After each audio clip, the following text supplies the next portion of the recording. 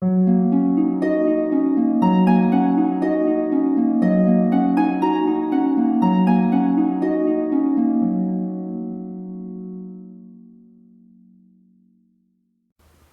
guys. Welcome to Astroreader PH, and thanks for dropping by for some astrology. This video is about the astrological updates for the week of November 8th to 14th for all signs. So, to sum up this week, it's probably best that you avoid starting new projects this week because we're fresh into the void month. And you may have to watch your temper a little bit this week because it could get a little bit explosive in a sense that you may feel some smoldering anger for this week. And it can be a little bit tiring, so watch your health and just, get as much rest as you can whenever you get it because we're still in that really busy part of the season. But rest is coming soon, so we're going to discuss that as well. So, for the first point, be aware that we're in the void month. The void month occurs right after the last new moon before the next solar eclipse. And I use the solar eclipse as a marker for this because the solar eclipse tends to be more powerful. But in general, it's generally not a good idea to start new things during eclipse seasons because eclipses are really powerful markers of change. And when you start new projects around that very unpredictable and unstable period of time, then they have less chances of succeeding in the long run. Okay, so right now we're fresh into the void month, a void period before the next solar eclipse. This began on November 4th to 5th, as previously discussed in the last video, and it will continue until around December 4th, which is the next solar eclipse. Okay? So during this time, I don't really recommend starting new projects like launching a business, getting married, or commencing writing a book, or beginning an artwork, or starting a new course, or a plan of action in life, or maybe launching a new product, that kind of thing. Most of these activities are likely to fail, I'm sorry to say, because they'll be eclipsed by the coming eclipses, mostly the solar eclipse on December. But yeah, so there are some real life examples of this energy that I observed in my years of astrological work. One example is Miley Cyrus's wedding. We know how that ended. It was unexpectedly brief, unfortunately. So they got married in a void period. Another example is in my personal experience, there's a huge local mall in my city with um, a very respected developer. So this company, everyone looks up to this company that when they, especially their expertise tended to be malls and stuff like that. So they launched this mall, huge mall, probably thousands of square meters big, and they launched it in a void period. And unfortunately, soon after they launched it, the pandemic began and business really died down after that. I think they're still struggling right now, which is sort of a shame because it's really quite a nice place to hang out in and it just didn't achieve its full potential.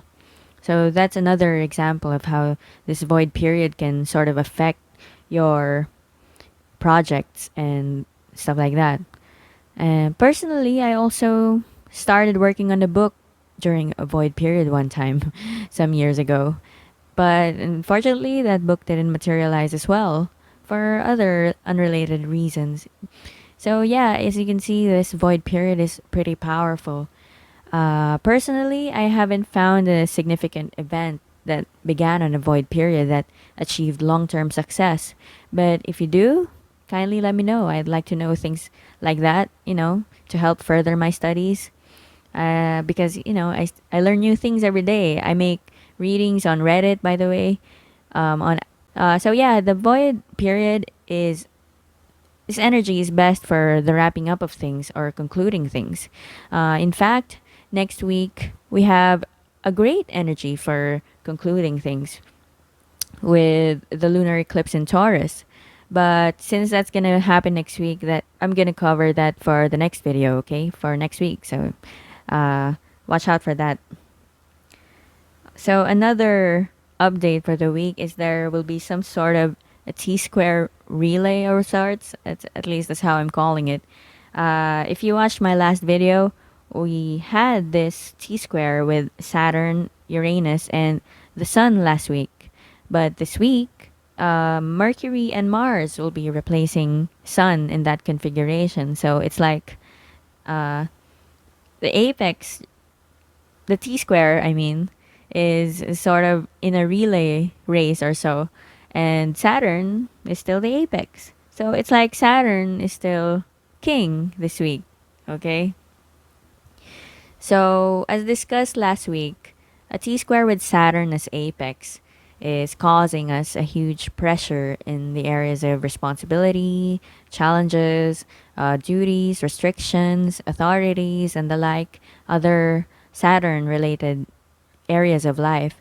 So it was probably a stress inducing week for you, for all of us, probably giving you the feeling of a failure or something. Saturn tends to set the bar too high, and we sometimes fall short because of these high standards, and we can tend to feel like we failed. But you know, that's just Saturn for you. You know, Saturn. I don't think Saturn actually intends for us to reach the bars that it sets. It's sort of more like a marker so that we could progress either way, whether or not we achieve that goal that we set for ourselves. So just pat yourself on the back for any small victories that you have this week. And since Saturn also rules recognition, then some recognition is also possible for this week if for the hard work that you've invested in past uh, times, as long as you deserve it. Because Saturn also rules karma, so if you're there's a lot of karma going on this week, and if you deserve certain things, then you may find that you receive things that you deserve, good or bad. So this week, in this T square relay, yeah, Saturn is still king this week. I expect the continuation of the huge pressure buildup that began last week. And with the entry of Mercury and Mars in the configuration, it can get more heated and verbal this week. People are more likely to act with anger, uh, and you can expect some heated discussions this week. So, as for you, it may be best not to try not to do things out of anger or even impatience, because you might regret this. You know, it's probably best that you think things through before you get mad. You know, as they say, count to 10. With Mars squaring Saturn and opposing Uranus, some explosive and sudden temper flares are possible. There may be some kind of long lasting and smoldering fire in you, a fire that cannot be quenched, something like that. Sort of reminds me of the volcano again that's currently erupting, that I mentioned last video. So we probably will hear more about it in the news, and it can sustain its intensity perhaps and gradually increase its intensity, uh, because Mars square Saturn is uh, not exactly the sudden increase kind of energy, but with Uranus there, we really can't predict. So, yeah, in sum, I would just want to wish everyone to stay safe again, okay? As I always say. While we're here, I would like to ask you to please like and subscribe. This is a new channel and it's young, so liking and subscribing really helps. Thanks. So yeah, this energy can also be good for long and hard tasks. So if you have projects that require a lot of patient hard work, uh, this may be the time for you to start them. But again, don't make it be major projects like uh, getting married or launching a business or stuff like that. As I mentioned in the past point, this isn't a good time for starting big things like that.